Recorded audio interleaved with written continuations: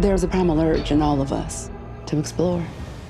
In the closing shot of For All Mankind's second season, we got our first glimpse of 1995 and a human walking on the surface of Mars. In the first trailer for season 3, there's a whole lot of Mars action with a three-way race to get there first. Hey guys, Pete here. Today I'm going to break down that season 3 trailer, which looks pretty amazing. As is the show's custom, we will be moving forward in time. We left things in 1983, after Danny and Stepan decided to go through with Apollo's Soyuz, and Ed decided to take down Sea Dragon himself. It looks like the Mars landing will happen in 1995, but the season picks up in 1992, giving us time to see how that race develops.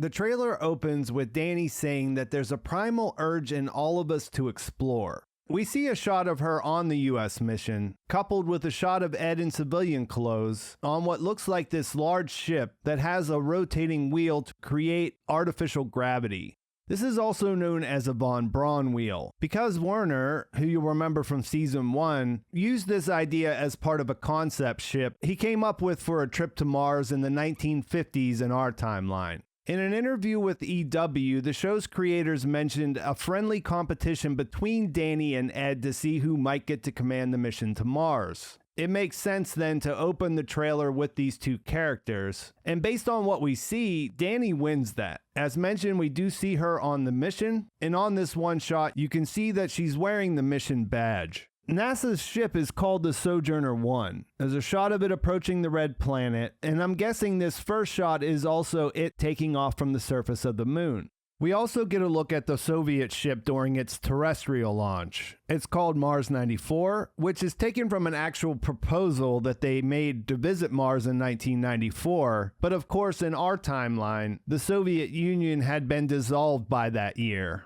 As has become standard for this show, we don't see much from the Soviet perspective in this trailer. It's interesting that in the alternate timeline, there are still two competing superpowers. We did find out in the opening montage of season 2 that they avoided getting bogged down fighting in Afghanistan. And it's possible the Chernobyl disaster was averted in the same way as we know the 3 Mile Island was in this timeline. Remember, the catalyst for the show is that the Soviets beat the US to land the first man on the moon. Because of that, this space race continued, and you see several indications in this trailer that NASA is determined to get to Mars first and get a win. In one shot, you see the now short-haired Margot addressing her staff in a meeting saying, "We're not going to come in second place again, to anyone." That last part hints at the third party that's entered the race in the years that have passed since season 2. My assumption is this large ship in orbit above Earth was built by a private company called Helios Aerospace.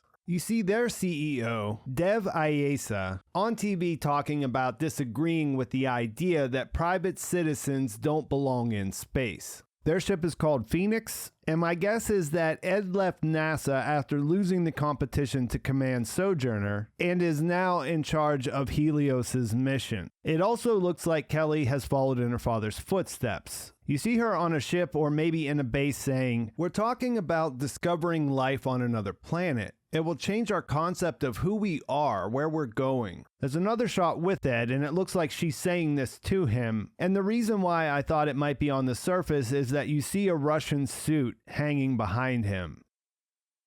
The Helios suits appear to be blue, and there are some shots of them on Mars. In one, they're unloading what almost looks like a rover, but the markings say Hab 1. Perhaps that is what they're in the previous shots, and it can be moved around or at least unloaded on wheels. You hear the Helios CEO say that being first is what it's all about. With what Margot said earlier, it looks like both sides could be in a position to push things. And if Ed is the commander of Phoenix, then it makes sense that he would be pushing, since he knows what it's like to miss out on the opportunity to be first, from way back on Apollo 10 when he followed his mission instead of touching down on the moon and being the first person to do so. This could be his chance to erase that what-if memory. It looks like things will go wrong when they get there. You hear that massive dust storms have obscured both landing sites. This makes it sound like it comes down to Helios and NASA if there are only two, but there are these other shots of cosmonauts preparing as well.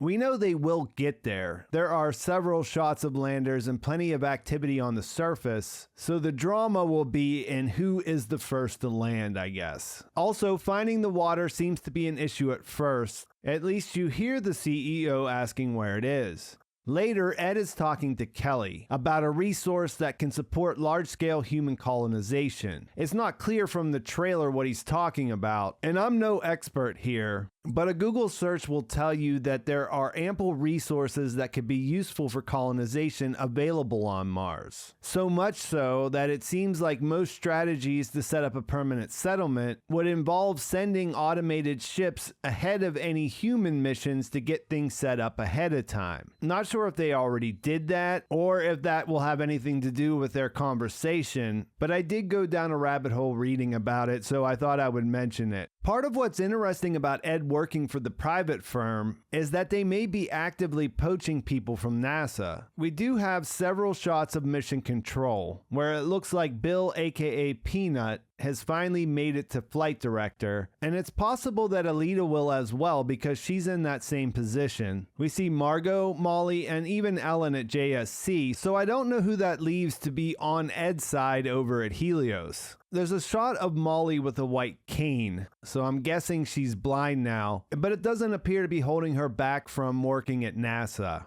There is a shot of Helios Mission Control, and I don't notice any familiar faces. There's a shot of Karen that might be there, and her going into private space travel with Sam was a popular theory, but she could also be there because of Ed and Kelly. Since we don't know anything about where Dev Ayesa came from, it's hard to put things together in that part of the story. There are a lot of unknowns.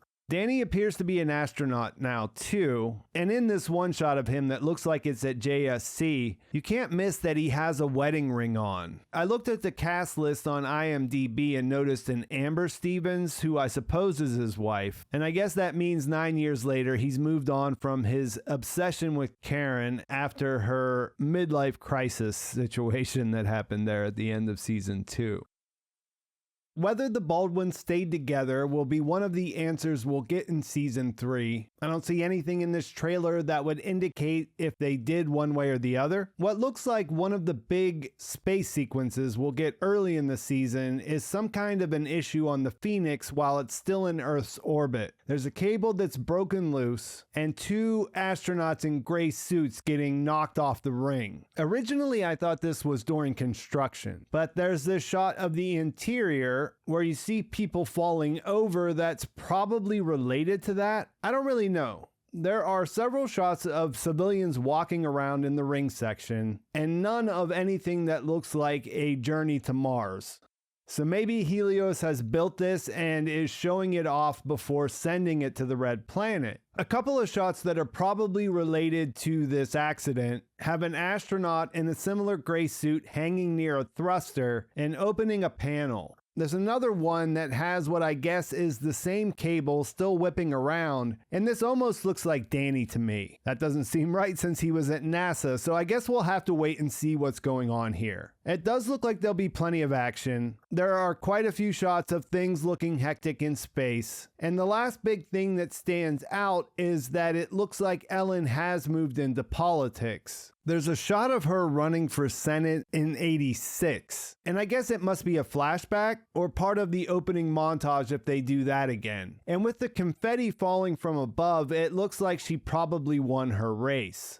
This could be interesting considering there would be presidential elections in 1992 and 96. If the season opens in 92 and they get to Mars in 95, then President Ellen Wilson might happen this season. It all looks pretty exciting. You see signs that technology continues to outpace our timeline. There are flat screen displays everywhere. I'm curious to see how some of those final notes of season 2 affected things in the time between that we didn't see. And I think that's a good place to leave things. Let me know in the comments what you think about this trailer, what I missed and what you thought I got right and what I got wrong, and what you're hoping to see.